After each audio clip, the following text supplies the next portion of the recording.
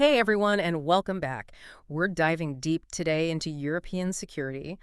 Things are getting pretty interesting over there with the war in Ukraine still raging on, and with whispers that the U.S. might be shifting its focus elsewhere. It's a really interesting time to be watching things play out on the world stage. Hmm.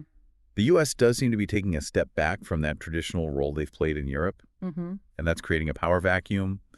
Others are looking to fill that void, and Uh, yeah, there's a lot of uncertainty right now. It's a lot to unpack for sure. And to add to that uncertainty, you've got the Trump administration. They've decided to go ahead and engage in these solo talks with Russia, trying to, find a way to end this war.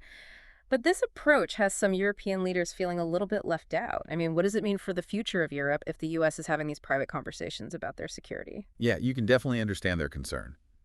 The U.S. has been such a cornerstone of European security for decades, especially, through NATO. But now with the U.S. potentially changing its tune, European leaders are being forced to ask some hard questions. Like, are they ready to step up and take on a more independent role when it comes to protecting their own continent? Hmm. What would that even look like? That's a great question. Yeah. And it's not just theoretical anymore. We're seeing some pretty bold moves from certain European nations, like Britain and Sweden. They're openly considering sending troops to Ukraine, part of a potential peacekeeping force. That's a pretty big deal, right? Absolutely. It's not just symbolic. If it happens, it'll be a major change from how Europe has traditionally handled defense. Usually they rely on the U.S., but this suggests that at least some European nations are ready to take a more active role, get more hands-on with making sure their own region is secure. So it does feel like a turning point, but what's the motivation behind this sudden shift? Is it just about filling the gap left by the US, or is there something else going on here? Well, I think there are a few things to consider. Obviously, deterring Russia from being aggressive is a huge priority. Both Britain and Sweden have been pretty clear about that.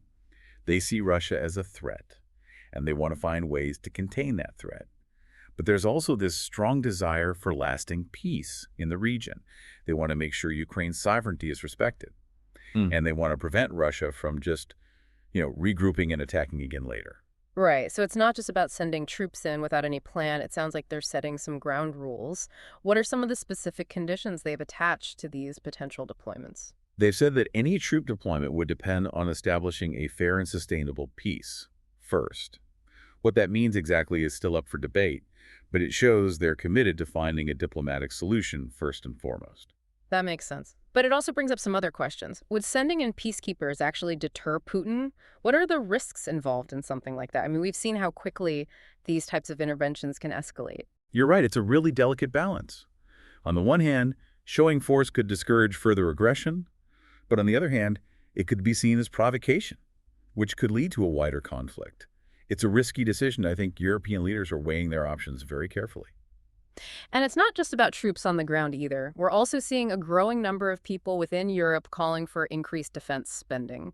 Leaders like Polish Prime Minister Donald Tusk have been pretty vocal about this, right? Oh yeah, Tusk has definitely been outspoken. He's issued some pretty serious warnings about what could happen if they don't act. He's argued that it's way cheaper to invest in defense now than to deal with the fallout of a larger conflict down the road.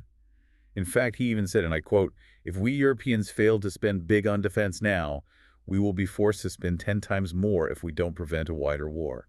Wow, that's a powerful statement. It definitely seems like more and more people are realizing that relying solely on the US might not be the best long-term strategy for Europe's security. There's definitely a sense of urgency building.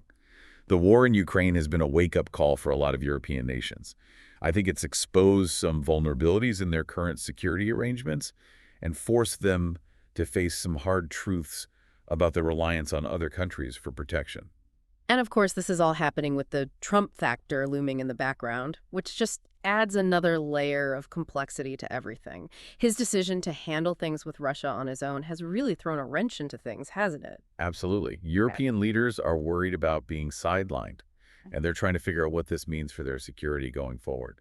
It's a confusing time for sure. It is. And British Prime Minister Keir Starmer actually described this as a once-in-a-generation moment for European security. He's also going to be the first European leader to meet with Trump face-to-face since he returned to the White House. What do you think the significance of that meeting might be? Well, it's hard to say for sure, but it's definitely a big deal. I think this meeting could give us some clues about what direction the U.S. is heading in and what kind of role, if any, they see for themselves in European security going forward. It'll be interesting to see how it plays out. Okay, so to recap, we've got potential troop deployments, calls for increased defense spending, and a whole lot of uncertainty about the role of the U.S. It feels like things are about to change drastically when it comes to European security. Yeah, you've got it. We're at a really crucial point in history. And the decisions that are made over the next few weeks and months are going to have a huge impact on Europe and the entire world. So we've set the stage. We know the key players, the potential moves, and how high the stakes are. But let's go a little deeper. What does all of this actually mean for Europe? What are the real-world consequences of this potential shift in power?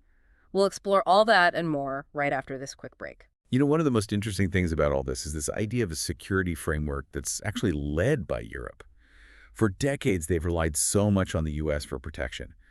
Could this be what finally pushes them toward more independence? Yeah, that's the big question everyone's asking.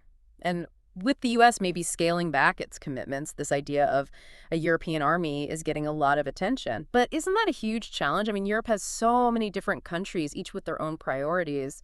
Could they actually make it work? It would be a massive undertaking for sure. You've got 27 countries in the EU, all with their own history, military capabilities, and strategic goals.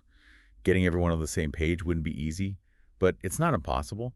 Actually, there are already some structures within the EU that could be a starting point for more defense integration. Oh, really? Like Yeah. what? Give me an example. Well, there's the European Defense Agency, or EDA. It was set up back in 2004 to help coordinate and strengthen European defense capabilities.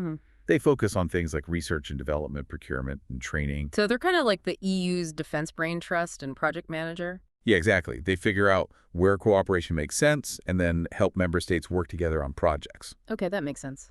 What else is already in place? There's also PESCO, the Permanent Structured Cooperation. It started in 2017 and lets groups of EU countries team up on specific defense projects. It's more flexible than the EDA countries can choose to join projects that fit their interests. So it's like a choose-your-own-adventure for European defense. Pretty cool. But even with all that, a European army still seems like a huge leap. Could it really replace NATO? I mean, could it actually stand up to a major power like Russia? That's the big question, isn't it? It would depend on a lot of things. How committed the member states are, how much they're willing to invest, and really importantly, how well they can create a command structure that actually works. Right, because having a bunch of separate armies isn't the same as having one unified force that can work together smoothly. It would take a whole new level of coordination and trust. Exactly.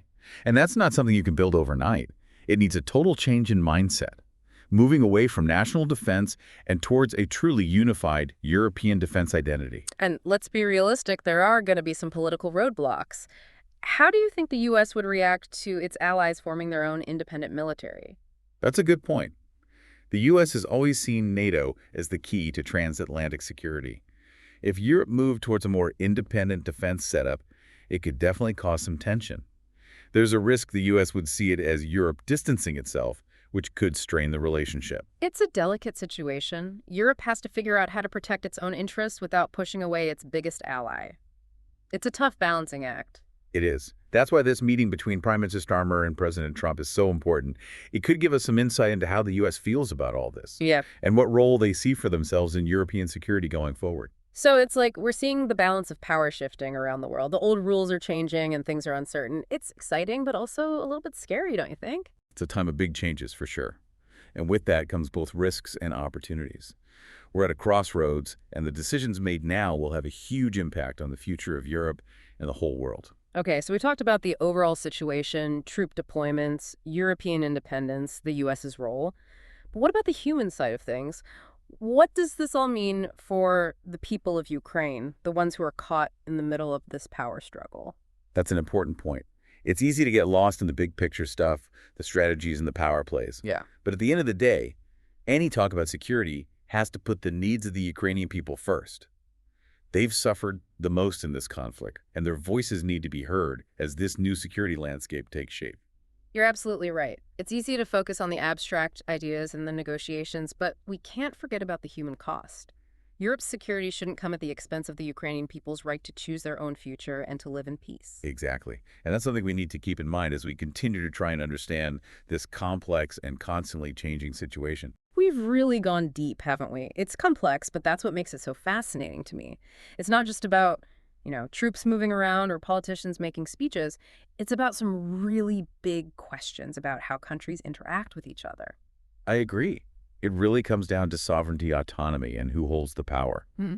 For decades, the U.S. has pretty much called the shots, especially in Europe. But now things are changing, and we might see the balance of power shift. Like the ground is shifting under our feet. Exactly, and Europe is right in the middle of it. The question is, how will they adapt? Will they become more independent, or will they keep relying on the U.S.? It's the million-dollar question. And honestly, it doesn't seem like Europe knows the answer yet. Some people want more independence. They say Europe needs to take control of its own fate. Others are a little more cautious. They're worried about upsetting the U.S. and causing instability. It's a tough spot to be in Europe. Europe has every right to protect itself and shape its own future. But at the same time, it doesn't want to risk its relationship with the U.S., which has been so important for peace in Europe for so long. It's like that saying, don't put all your eggs in one basket. Europe has been relying on the U.S. for security for a long time. Maybe it's time to spread the risk a little, to build up their own defenses, but still keep those strong partnerships. Great analogy. That's where the whole collective security idea comes in. Can Europe come up with a common defense strategy, one that protects its interests and helps keep the world stable? Can they become more independent without messing up the whole international order? Okay, so we've talked about the big picture, but what about everyday people? How will this affect them? Will these global power shifts change their lives? Honestly, it could affect a lot of things. Hmm. A more assertive Europe might mean more focus on diplomacy and resolving conflicts peacefully. It could also mean more spending on defense and security, which could have good and bad consequences. Okay, I'm curious, what are some of those potential consequences? Well, on the plus side, a stronger European defense could prevent conflicts and keep things stable. It could also lead to new technologies and industries related to defense. That makes sense. But you mentioned negative consequences too. Right? There's always the risk that more defense spending takes away from other important things, like social programs or protecting the environment. It could also make society more militaristic, which could have unintended consequences. And of course, a more assertive Europe could increase tensions with other countries and make the world less stable. It sounds like there's no easy fix. It's complicated, and the choices we make now will have big impacts in the future. Exactly.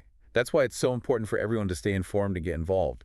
These aren't just issues for politicians and diplomats. They're issues that will affect all of us. We need to understand what's at stake, talk about it, and make our voices heard. Couldn't said it better myself. So as we wrap up our deep dive into European security, what's the one thing you want our listeners to remember? The world is changing. The old ways are being challenged, and a new era is beginning. It's both scary and exciting. It's up to all of us to navigate this new world wisely, to make sure the future is safe and fair. Well said. And with that, we'll leave you with one final thought. If the U.S. keeps pulling away from Europe, will we see a truly independent European defense alliance? And if that happens, what will it mean for the global balance of power in the 21st century? It's a tough question, but one it's worth thinking about. Thanks for joining us on this deep dive. Until next time, keep exploring, keep asking questions, and keep learning.